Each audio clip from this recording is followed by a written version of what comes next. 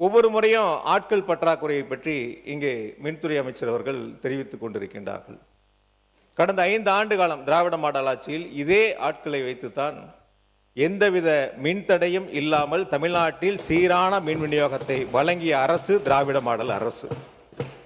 இந்தியாவில் இருக்கக்கூடிய மாநிலங்களில் நகர்ப்புறங்கள், கிராமப்புறங்கள் என அனைத்து பகுதிகளிலும் தடையில்லாமல் மின்சாரத்தை வழங்கியதற்காக நாடாளுமன்றத்தில் மின்துறை அமைச்சர், ஒன்றியத்தினுடைய மின்துறை அமைச்சருடைய பாராட்டை பெற்ற அரசு திராவிட மாடல் அரசு என்பதை இந்த நேரத்தில் நான் பேரவைக்கு தெரிவித்துக் கொள்கின்றேன். ஆக துணை மின்நிலையங்களுடைய அமைப்புகள் ஒரு பக்கம் இருக்கின்ற பொழுது, கூடுதலாக மின் வழித்தடங்கள் எவ்வளவு அமைக்கப்பட்டிருக்கிறது என்று சொன்னால், இஎச்எட் லைனை பொறுத்த வரைக்கும் 4003 கிலோமீட்டர். இது நீங்கள் வெள்ளை அறிக்கையிலேயே கொடுத்துருக்கிறீங்க எவ்வளவு அமைக்கப்பட்டிருக்குங்கிறத. ஹெச்எட் லைனை பொறுத்த வரைக்கும் 25,963 கிலோமீட்டர். எல்டி லைனை பொறுத்த வரைக்கும் 23,173 கிலோமீட்டர் கடந்த 5 ஆண்டுகளில் மின் வழித்தடங்கள் அமைக்கப்பட்டிருக்கின்றன. 99,000 மின்மாற்றிகள் கடந்த 5 ஆண்டுகளில் அமைக்கப்பட்டிருக்கின்றன. இதுவரை தமிழ்நாடு அரசினுடைய வரலாற்றில் 5 ஆண்டுகளில் 99,000 புதிய மின்மாற்றிகள் அமைக்கப்பட்ட அரசு திராவிட மாடல் அரசு என்பதை இந்த நேரத்தில் நான் பெருமையோடு இந்த அவைக்கு நான் சுட்டிக்காட்டுகின்றேன்.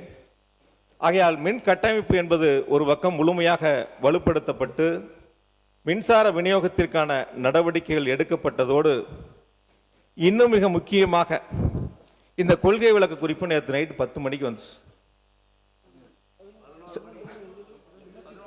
10 மணிக்கு கொடுத்தாங்க. 6 துறைகள் இருக்கு, 6ஐயும் படிக்கணும். நான் நைட்டு தூங்கும்போது மணி 3:30, காலையில் எந்திரிக்கும் போது திரும்ப 5:30. மாண்புமிகு உறுப்பினர், ஏற்கனவே நேற்று கூட நான் இதை பற்றி இங்கே வந்து அறிவுறுத்தினேன்.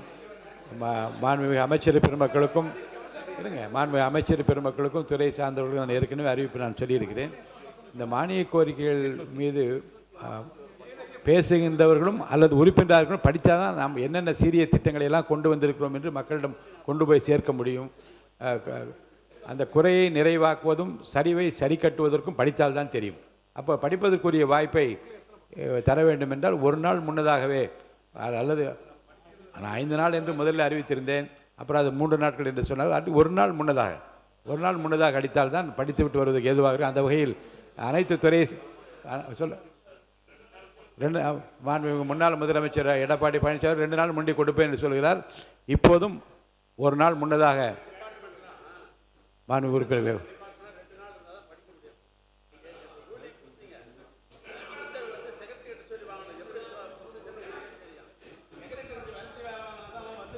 சரி மாண்புமிகு உறுப்பினர்களுக்கு ஒரு நாள் முன்னதாகவே அதை தர வேண்டும் என்று நான் மீண்டும் அவர்களுக்கு அறிவுறுத்த விரும்புகிறேன். மாண்புமிகு உறுப்பினர் பேசலாம். நீங்கள் மாண்புமிகு பேரவைத்தலைவர்களே, நன்றி தெரிவித்துக் கொள்கின்றேன். மொத்தம் 6 துறைகளுடைய பக்கம் 834 பக்கம். இந்த 834 பக்கத்தையும் படித்து முந்தைய 5 ஆண்டுகளுடைய சாதனையுடைய திட்டங்களையும் 2ஐயும் ஒப்பிட்டு பார்த்து அதற்கான தரவுகளை நாம் தயார் செய்ய வேண்டும். நானும் மின்வாரியத்தினுடைய கொள்கை விளக்க குறிப்பை ஏறத்தாழ 238 பக்கமே தான் இருக்குது, முழுசாக படித்து பார்த்தேன். ஒரு 4-5 பக்கத்தில் தான் டேட்டாஸ்லாம் இருக்குது. மீதி இருக்கிறதெல்லாம் அப்படியே பொதுவாக இருக்குது. 2025-26 கொள்கை விளக்க குறிப்பில் இருக்கக்கூடிய அந்த புள்ளி விவரங்கள்லாம் நீக்கிட்டு சரத்துக்கள் மட்டும், வரிகள் மட்டும் அதில் இடம்பெற்று இருக்கின்றன. வேற ஒன்றும் பெரிய மாற்றங்கள் இல்லை. ஒரு 4 பக்கம் மட்டும் அந்த கொள்கை விளக்க குறிப்பில் மாற்றங்கள் செய்யப்பட்டிருக்கின்றன.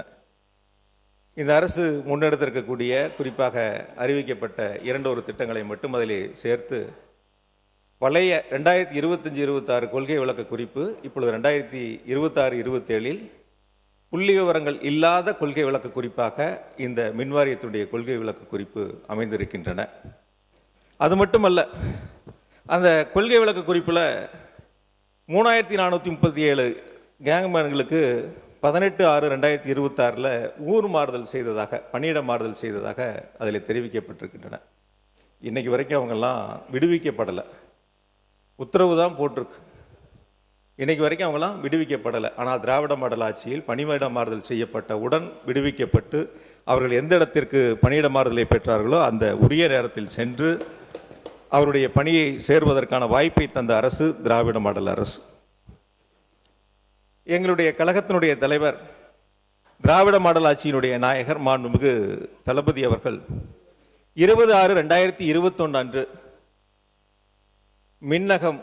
மின் நுகர்வோர் சேவை மையத்தை 949879 இந்த எண் தமிழ்நாடு முழுவதும் இருக்கக்கூடிய 3.5 கோடி மின் நுகர்வோரும் எளிதில் பயன்படுத்தக்கூடிய வகையில், பொதுமக்களுக்கும் மின் வாரியத்திற்கும் ஒரு பாலமாக அமையக்கூடிய வகையில் மின்னகத்தை மாண்புமிகு தளபதி அவர்கள் திறந்து வைத்தார்கள். அந்த மின்னகம் குறித்து இந்த கொள்கை விளக்குறிப்பில் ஒரு வரி ஒரு வார்த்தை கூட இடம்பெறவில்லை. பொதுவாக எதற்காக இந்த மின்னகம் எங்களுடைய திராவிட மாடல் ஆட்சியில் மாண்பு முதலமைச்சர்களால் தொடங்கி வைக்கப்பட்டது என்று சொன்னால், ஒரு மின் நுகர்வோர் தன்னுடைய வீடு ஒரு பக்கம் இருக்கும், விவசாய நிலம் ஒரு பக்கம் இருக்கும், தொழிற்சாலை ஒரு பக்கம் இருக்கும். ஆக 3 இடங்கள் இருக்கின்ற பொழுது 3ம் வேறு வேறு அலுவலகம், மின்வாரிய அலுவலகத்தில் மின் இணைப்பை பெற்றக்கூடிய இடமாக இருக்கும். அவர் அங்கு இருக்கக்கூடிய புகார்களை தெரிவிக்க வேண்டும் என்றால் 3 புகார் எண்களை கையிலே வைத்துக்கொண்டு 3ம் தனித்தனியாக புகார் தெரிவிக்கக்கூடிய சூழலை கலைத்திட வேண்டும். ஒரே எண் மூலமாக 3.5 கோடி மின் நுகர்வோர்களும் தங்களுடைய குறைபாடுகளை, மின்சாரம் சார்ந்த குறைபாடுகளை தெரிவிக்க வேண்டும் என்ற சீரிய நோக்கத்தோடு மின்னகத்தை தொடங்கி வைத்தார்கள்.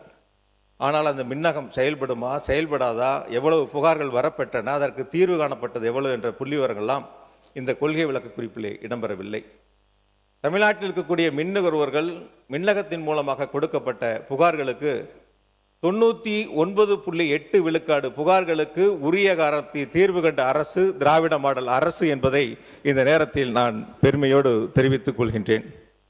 பிளே ஸ்டோர் மற்றும் ஆப் ஸ்டோரில் இருந்து பாலிமர் செயலியை QR கோடு மூலம் பதிவிறக்கம் செய்யுங்கள். செய்திகளை உடனுக்குடன் பெறுங்கள்.